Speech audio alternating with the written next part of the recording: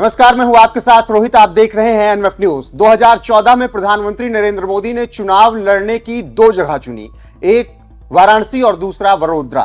दोनों जगह से शानदार तरीके से जीते, लेकिन उन्होंने बाद में चुना वाराणसी, और वाराणसी में पिछले 9 साल में उन्होंने कायाकल्प करके रख दिया।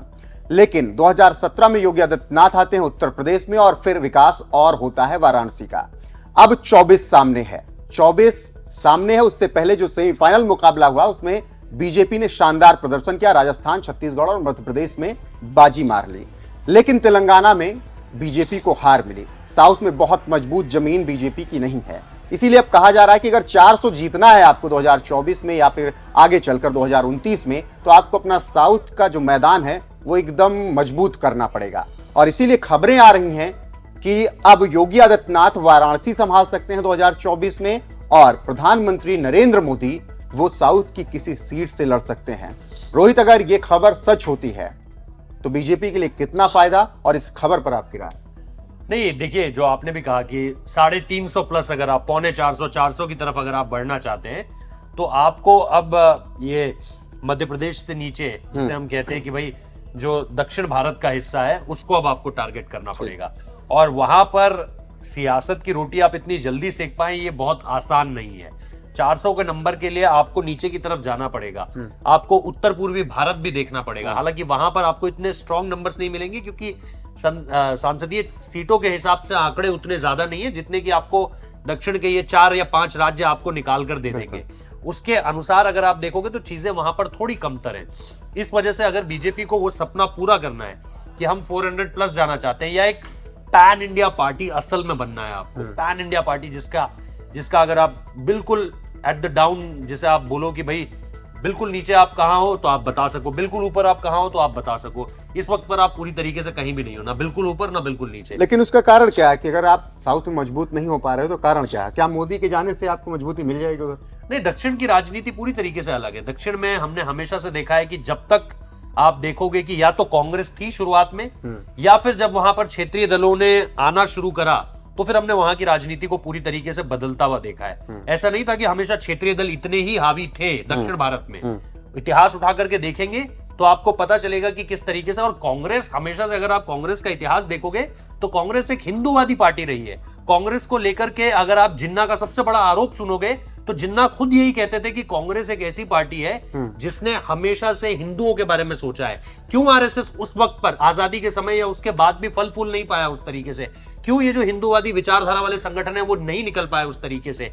क्योंकि तब कांग्रेस फ्रंट फुट पर खेलती थी इन सारे के सारे मुद्दों पे। जब से कांग्रेस ने इन सारे के सारे मुद्दों पर बैकफुट लेना शुरू करा है, उसके बाद से ये आप देखो पर बीजेपी आ गई, उन मुद्दों पर बीजेपी आ गई, उन मुद्दों पर आपने देखा, फिर उन मुद्दों पर हिंदूवादी संगठन भी आगे बढ़े। जब वो उन चीजों का एक वैक्यूम क्रिएट होने लगा, वो चीजें महसूस नहीं हुई सियासत में कि भाई ये पार्टी तो ऐसा सोच ही नहीं रही है, तो ये हमेशा से नहीं है। इसलिए मैं कह रहा हूं दक्षिण की राजनीति अलग तरीके से सोचती है उत्तर भारत की राजनीति की तुलना में।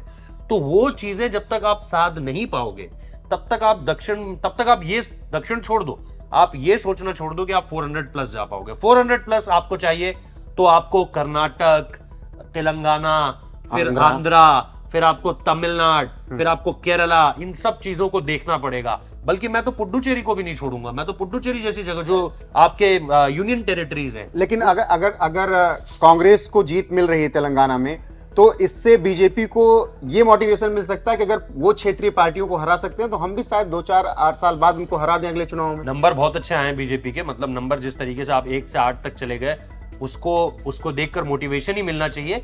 लेकिन क्या प्रधानमंत्री, जो आपका मूल सवाल है कि क्या प्रधानमंत्री दक्षिण की तरफ जाएंगे, क्योंकि प्रधानमंत्री का दक्षिण की तरफ जाना मतलब एक पूरा का पूरा नैरेटिव बदल जाएगा। नॉर्थ इंडिया तक सीमित पॉलिटिक्स जो है, या नॉर्थ इंडिया तक पॉलिटिक्स मतलब जो सो कॉल्ड यहाँ की पॉलिटिक्स है, या जो नॉर्थ इंडिया तक सीमित मीडिया है, वो दक्षिण भारत को अलग तरीके से पेश करने लगेगा। कभी भी बनारस को लेकर इतनी महत्वता तो नहीं थी। हालांकि बनारस हमेशा से एक बढ़िया सीट रही है, मतलब बढ़िया मतलब जहां से आपको कोई ना कोई मतलब बड़ा शख्स उतरता हुआ दिखाए, और उस जगह की अपनी राजनीतिक विश्वनाथ की वजह से, वो काशी विश्वनाथ अपनी वजह चाहे से, काशी विश्वविद्यालय, उन सारी IIT BHU, सारी की सारी चीजें जो आप बोलते हो, इन सब से कहीं ना कहीं आपको देखने को मिलता है कि कोई ना कोई ऐसा व्यक्ति जुड़ा रहा है जो लार्जर देन लाइफ। लेकिन अगर मोदी जाते हैं तो क्या योगी उसी तरीके से संभाल लेंगे? ठीक है, वो उत्तर प्रदेश को 2 बार अच्छे से संभाल रहे हैं और उनके चेहरे पर अब जनता विश्वास भी कर रही है। मुझे तो लगता है फर्क नहीं पड़ेगा। मुझे तो लगता है उत्तर प्रदेश में यार योगी आदित्यनाथ अपनी वो जगह बना चुके हैं जहां पर इस वक्त पर उन्हें हिलाना तो बहुत दूर की बात है। अगर आप उन्हें ऐसे ठसक भी मार दें तो वो भी मतलब सियासी लिहाज से मैं कह रहा हूं वो बहुत बड़ी बात होगी आपके लिए। तो अभी मुझे नहीं लगता कि इस चीज को बीजेपी नहीं सोच रही होगी कि बनारस का क्या होगा। बीजेपी के लिए सोचने के लिए ये मुद्दा है कि दक्षिण भारत में क्या जाना है या नहीं जाना है, क्या हमें अपनी महत्वाकांक्षा उतनी बढ़ानी है या फिर हम इस चीज को, क्योंकि वैसे भी नरेंद्र मोदी अपने आप में अपना तीसरा टर्म रिपीट कर जाएंगे। उनको 400 प्लस अगर नहीं देखना है तो he can sit back, relax and enjoy. बिल्कुल, और वो इलेक्शन जीत जाएंगे। बिल्कुल। और 2024 की जीत में तो अभी कोई अंदेशा दिख ही नहीं रहा है, क्योंकि जिस तरीके से अभी राज्यों में जीत मिली है। लेकिन जब यह सवाल उठ रहा है कि अगर प्रधानमंत्री नरेंद्र मोदी साउथ जाते हैं तो इसका कारण सबसे बड़ा यही है कि 400 सीटें जीतने का इरादा बीजेपी कर रही है और 400 सीटें जीतनी है तो फिर साउथ में अपने आप को मजबूत करना पड़ेगा। साथ ही योगी आदित्यनाथ उत्तर प्रदेश जिस तरीके से संभाल रहे हैं, बहुत ज्यादा फर्क शायद वाराणसी की सीट पर नजर न आए। बाकी इस खबर को लेकर जो भी अपडेट 2024 तक आती रहेगी वो आप तक हम पहुंचाते रहेंगे। फिलहाल के लिए बस इतना ही। आपने अगर अभी तक एनएमएफ न्यूज को सब्सक्राइब नहीं किया है तो कर लीजिए और वीडियो को शेयर करिए, लाइक कीजिए। साथियों, आज भारत आगे बढ़ रहा है, भारत का नागरिक आगे बढ़ रहा है। भारत के लोग इस मोमेंटम को बनाए रखना चाहते हैं। अब इससे पीछे नहीं हटना है और पीछे हटना ये मोदी को तो कभी स्वीकार नहीं हो सकता है। भारत के लोग स्टेबिलिटी चाहते हैं, स्थायित्व चाहते हैं। भारत के लोग विकसित भारत की यात्रा को गति देना चाहते हैं।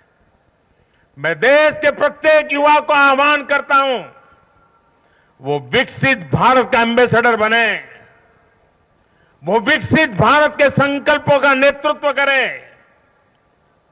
मैं भाजपा कार्यकर्ताओं से भी कहूंगा, प्रत्येक भाजपा कार्यकर्ता नमो ऐप पर जाएं और कम से कम 10 लोगों को विकसित भारत का एम्बेसडर बनाएं। हमें आज एक ऐसी पीढ़ी तैयार करनी है जिसका सपना हो विकसित भारत, जिसका संकल्प हो विकसित भारत, जिसकी साधना हो विकसित भारत, जिसका समर्पण हो विकसित भारत। साथियों, विकसित भारत के निर्माण के लिए यह बहुत जरूरी है कि कोई भी नागरिक पीछे नहीं छूटे। इन चुनावों मैंने लगातार कहा है कि हर लाभार्थी तक पहुंचकर भाजपा सरकार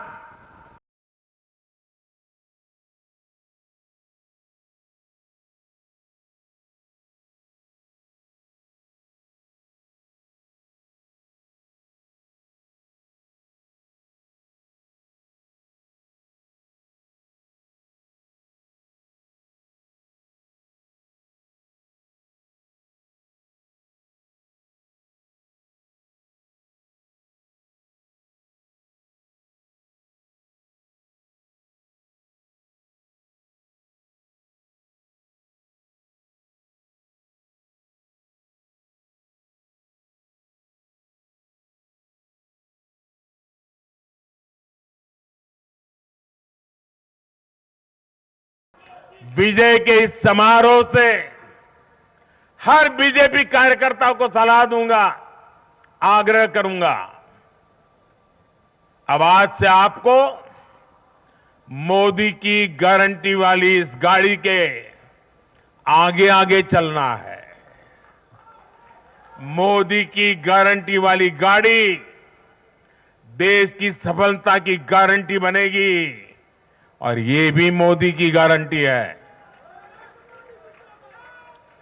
और आपको एक बात और याद रखनी है, जहां जहां दूसरों से उम्मीद खत्म होती है, वहां से मोदी की गारंटी शुरू होती है।